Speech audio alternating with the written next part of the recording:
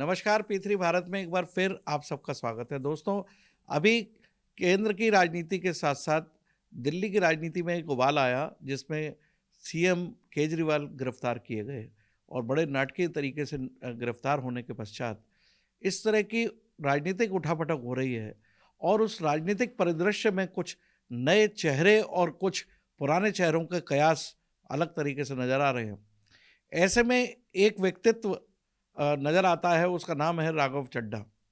राघव चड्ढा के बारे में कहा जा रहा है कि वो लंदन में अपनी आँखों का ऑपरेशन कराने गए हुए हैं। लेकिन ये बात गले जब उतरती, यदि उनके द्वारा ट्वीट की गई कुछ तस्वीरें या उनके द्वारा किसी स्टेज पर सेमिनार में ना वो उपस्थित हो रहे होते, अगर उन सब बातों को कोरिलेट करें तो हमारे भारत देश में दिल्ली की राजनीति में उबाल आया हुआ है। लेकिन राघव चड्ढा का एक ट्वीट के अलावा राघव चड्ढा का कोई स्टेटमेंट नहीं है। आजकल की डिजिटल दुनिया में एक ऐसा व्यक्ति जो कि एक जवान व्यक्ति है और आँखों के ऑपरेशन का ये भी नहीं है कि वो ऑपरेटेड पोजीशन में किसी हॉस्पिटलाइज्ड पोजीशन में हो और उसका एक्टिव पार्टिसिपेशन ना करना, ये काफ़ी कुछ इंगित करता है कि कुछ दाल में काला है। अगर आप राघव चड्ढा की कार्यप्रणाली को देखें तो राघव चड्ढा मुख्यतः केजरीवाल के बिहाफ पर पंजाब चलाते हुए नजर आ रहे हैं और पंजाब जो प्रदेश है वो खालिस्तानियों से प्रभावित और शराब और नशीले पदार्थों से प्रभावित है। ऐसी स्थिति में राघव चड्ढा के द्वारा खालिस्तानी समर्थक एमपी से मिलना, वहाँ उस लंदन में बराक ओबामा का उपस्थित होना और अन्य लोगों से मिलना और एक ऐसे कार्य को करना, वो मुझे लगता है कि राघव चड्ढा यहाँ पर किसी मिशन पे आए हुए थे और उनको पहले से ही ये उम्मीद थी कि केजरीवाल गिरफ्तार होने वाले हैं। अब राघव चड्ढा की मिस्ट्री और भी गहरा रूप लेती नजर आ रही है कि ऐसा लगता है कि राघव चड्ढा लंदन से वापस लौटते हुए नजर नहीं आते हैं।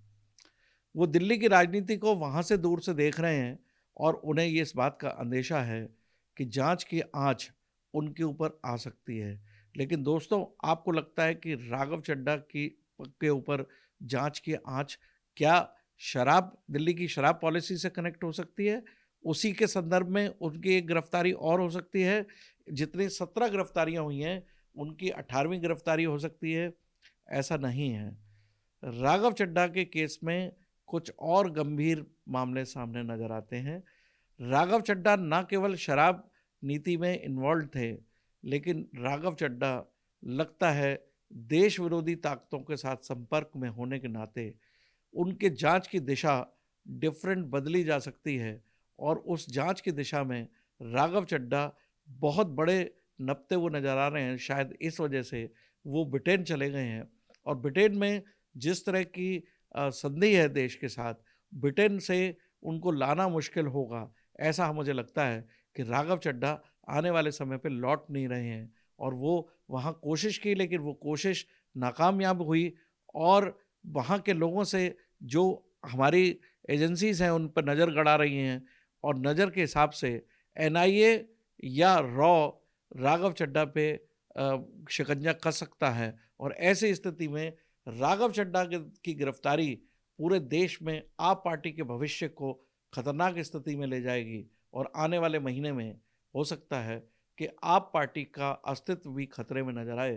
तो आइए देखते हैं। बहुत ही सीरियस पोजीशन है कि एक देश में एक ऐसी राजनीतिक दल, हमने ये देखा था अक्सर राजनीतिक दल भ्रष्टाचार में लिप्त होते थे, लेकिन वो इंटरनल फोर्सेस के साथ अपनी राजनीति को चमकाते रहते थे या अपने टेंडर्स से या अपने देश के संसाधनों को इस्तेमाल करते हुए भ्रष्टाचार करते थे। लेकिन एक नई राजनीति शुरू हुई है, जैसा कि केजरीवाल ने कहा था कि एक नई राजनीति लाएंगे।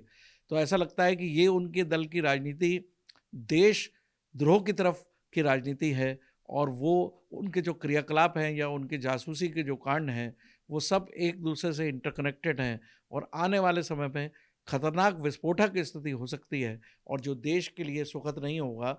और काफ़ी सुखदकारी नहीं होगा ये सूचनाएँ सुनने के बाद कि देश की जनता ऐसे व्यक्ति को चुनने की कोशिश कर रही है। अभी आपने केजरीवाल का एक स्टेटमेंट सुना होगा कि मैं देश के प्रति जागरूक हूँ, मेरा जीवन इस देश के लिए जाएगा। तो दोस्तों इसको नेगेटिव भी लिया जा सकता है कि मेरा पूरा जीवन इस देश को लूटने के लिए जा सकता है। तो ऐसा उनके कार्यकलापों और उनके सफल सहारों के द्वारा किए गए काम से लगता है। तो मुझे लगता है राघव चड्ढा आँख का ऑपरेशन कराने नहीं गए हैं, बल्कि देश की जनता के आँखों में धूल झोंकने की स्थिति में वहाँ पर गए हैं और उनका लौटना संदिग्ध है। आइए चलते हैं, देखते हैं कि आगे चल के राघव चड्ढा क्या गुल खिलाते हैं इस देश के लिए। धन्यवाद।